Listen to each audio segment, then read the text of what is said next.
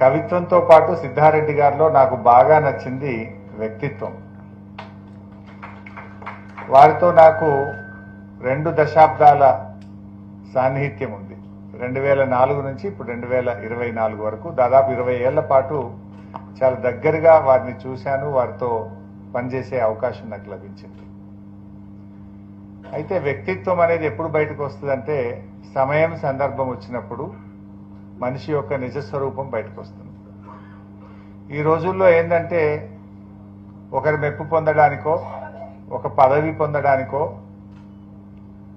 ఏదో ఒక లబ్ధి పొందడానికో తన ఆలోచనలు మార్చుకుంటుంటారు, తమ అభిప్రాయాల్ని మార్చుకునేటువంటి కాలం ఈ కాలం. కానీ సిద్ధారెడ్డి గారితో 2 విషయాలు, నేను చాలా ఉన్నాయి కానీ ఒక 2 విషయాలు మీ ముందు ప్రస్తావించదలుచుకున్నాను. నేను సిద్దిపేట శాసనసభ్యుడిగా ఉన్నాను, సార్కు డిగ్రీ కాలేజ్ లెక్చరర్గా ఉన్నారు. అప్పుడు ప్రమోషన్లు వచ్చినాయి, ప్రిన్సిపల్స్గా ప్రమోషన్లు వచ్చినాయి.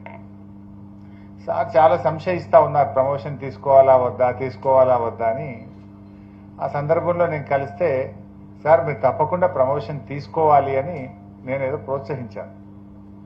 సరే, వారు ప్రిన్సిపల్గా పదోన్నతి తీసుకొని కామారెడ్డి కాలేజీలో ప్రిన్సిపల్గా చేరారు. అంత సంవత్సరం కూడా కాలే, కొద్ది మాసాల్లోనే నాకు ఈ ప్రిన్సిపల్ పదవి వద్దు, తిరిగి నేను లెక్చరర్గా సిద్దిపేటకే వెళ్తాను అని ఒక నిర్ణయం తీసుకున్నారు. ఎందుకోసం తీసుకున్నారు? ఉవ్వెత్తున తెలంగాణ ఉద్యమం నడుస్తూ ఉంది. నేను ప్రిన్సిపల్గా ఉంటే ఉద్యమానికి నేను కాంట్రిబ్యూట్ చేయలేకపోతున్నాను. ప్రిన్సిపల్గా నాకు చాలా బాధ్యతలు ఉన్నాయి, కాలేజీ విధులు పెట్టి వెళ్ళలేను, సమయం చిక్కడం లేదు. ఇంత